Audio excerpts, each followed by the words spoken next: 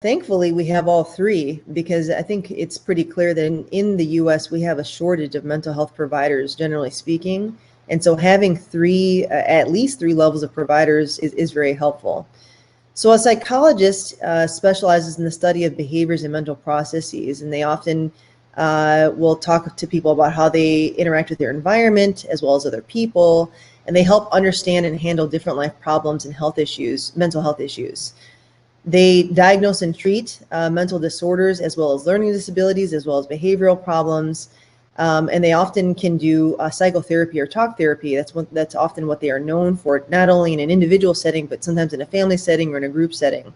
So the important, I think, difference here between a psychiatrist and a psychologist is not an MD. They're not a medical doctor.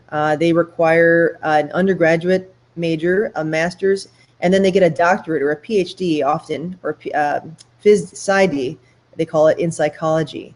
And so that's kind of one of the main differences. Psychiatrists also specialize in the study and the diagnosis and prevention and treatment of mental, emotional, behavioral, and developmental issues. And they often will focus more specifically on chemical imbalances in the brain.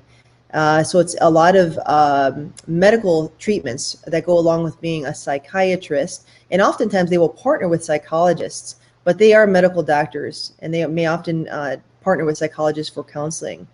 Finally, you have the category of therapists, and these are counselors or licensed clinical social workers or licensed family therapists. They kind of all fall under the therapist umbrella, and they provide mental health services as well. They require a master's degree as well as board certified licensing. They work in hospitals and schools and treatment centers, and they often also have a lot of assistance in terms of behavioral therapies and teaching people how to cope with a lot of mental health disorders. And so if they feel like they can't help you and need more medical treatment, they will often refer you to a psychologist or a psychiatrist.